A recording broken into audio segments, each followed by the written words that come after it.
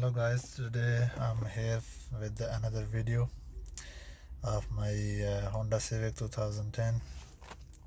uh, as you guys see in the last video, I was using the Cataclean for my catalytic converter for my car for the code P0420. It is showing right now, and the engine light is also on my dash because of that.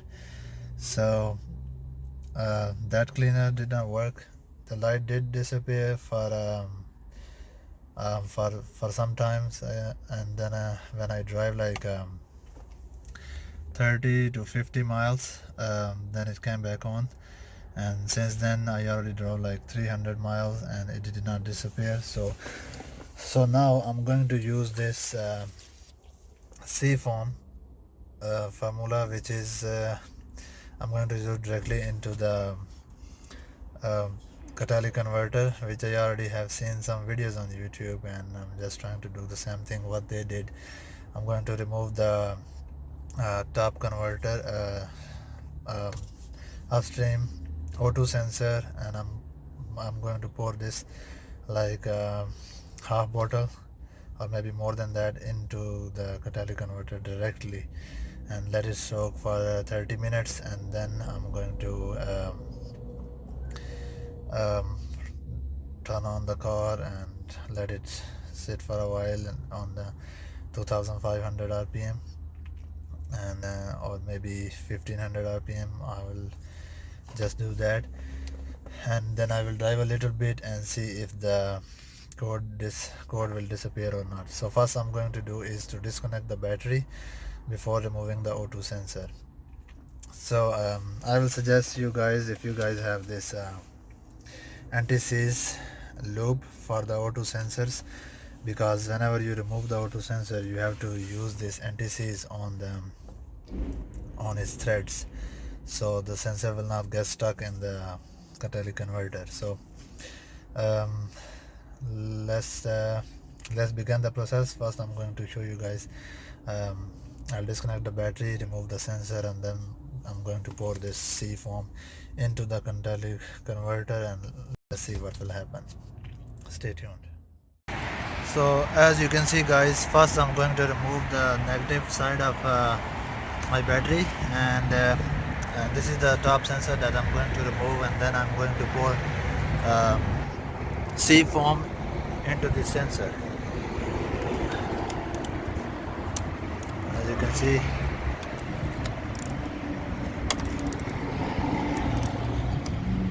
okay, I guess I have to use the another.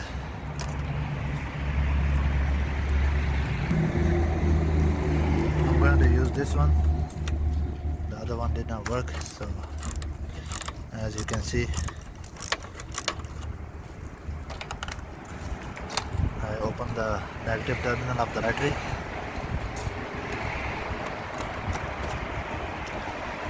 and just put it on the sideways. And for the O2 sensor, you guys probably need this one, which I already have bought from the Advanced Auto Part. You can easily find from AutoZone as well.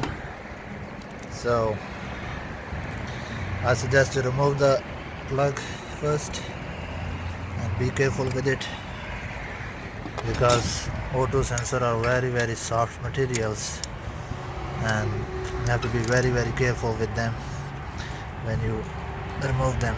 So I don't know how it's going to be. With one hand it's going to be hard, so I'm going to put the phone on side and then I will continue. So as you can see guys, I opened this and it took me for a while to open this. I don't know why, even after I used the anti-seize threads. So I don't know why it took me very long. As you can see, it was working fine. So let's pour the, what is called, the Seafoam into this. I'm gonna use this funnel. So this is plastic funnel I'm going to use.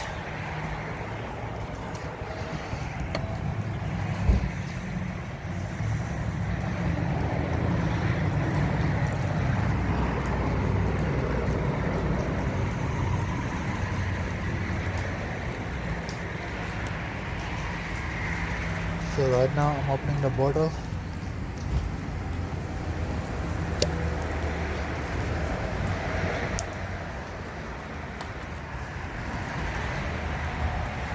As you can see,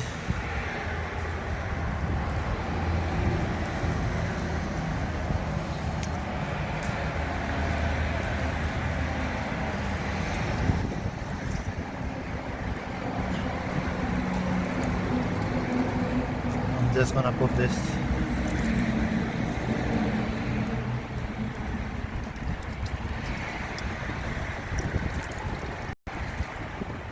So I almost use like 90% of the bottle, so I'm just gonna use that, not all of it. So now I have to let it soak for half an hour,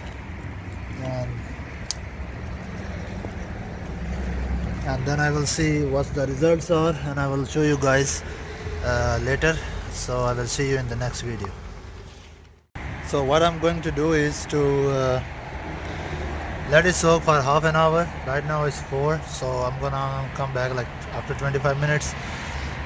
I need to probably clean this little bit also, and I'm probably not going to touch the sensor, but I'm gonna use this antifreeze lube. I don't know why it did not work, because I used it before and it was not opening.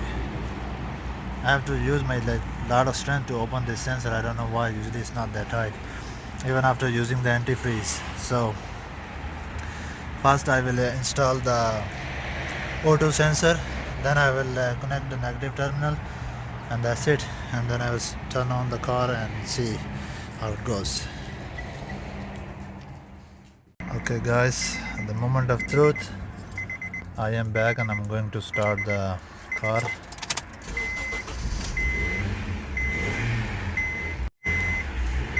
Obviously you won't see the light right now because I already disconnect the battery. That's why the light is gone. Okay, here we go. Now I can see the smoke behind the car. I'm not seeing much right now. Here we go.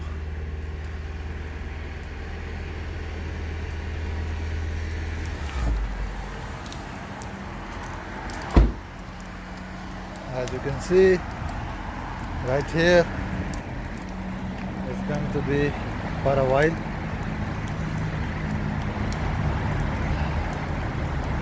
So all I'm going to do is to rev the car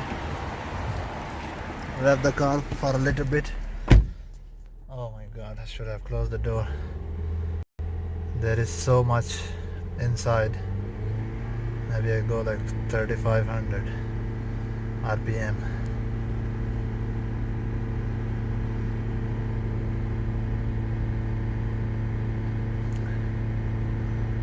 Maybe for like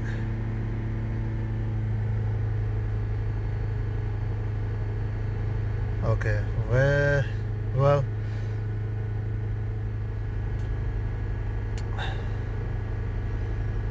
I don't know for how long this smoke is going to stay, but this is a lot of smoke.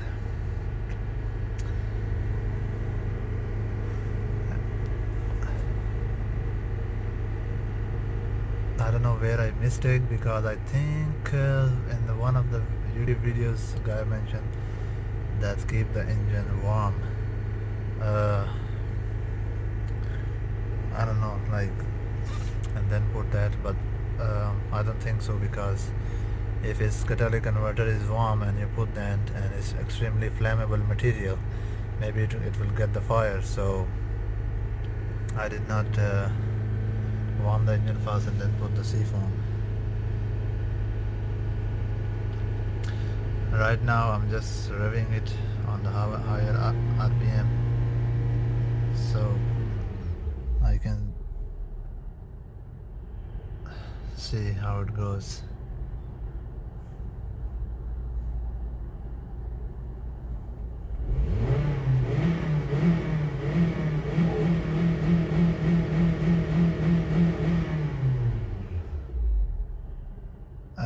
when I leave the wrap, the smoke is less.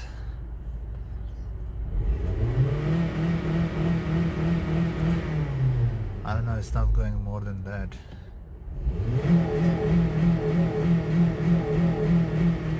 It should go more than that, I don't know.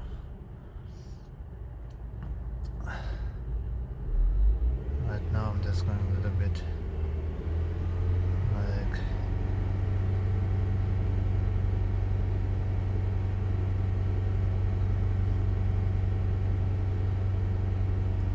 3000 RPM.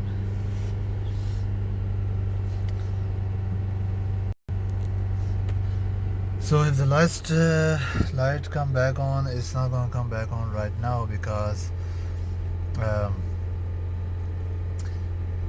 obviously I didn't drive any. I just making the meter 0 miles so I can see later after how many miles the lights come back. I'm just hoping it never come back, but I will see how it goes. So stay tuned for more videos, guys. I'm gonna let you know what happened exactly after I used directly Seafoam in the catalytic converter. So as you can see, guys, after like few minutes the smoke is like this now, and I will just see after like 10 minutes how it's gonna be. I'm gonna give it a little bit more rev and see how it goes, if it's going to smoke anymore.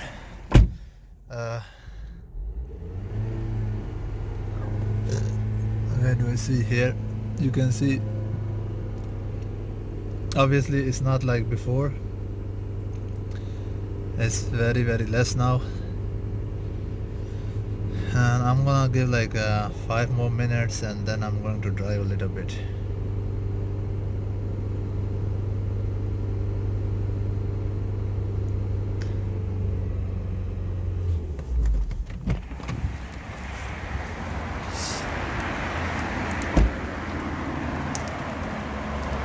This is the smoke, and I will see after like 10 minutes when I go for a drive, and when I come back then I will make another video, and possibly I will attach all those clips together and I'll post it.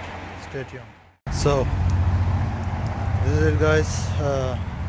This is the smoke that car is showing right now, idling position, and I approximately drive like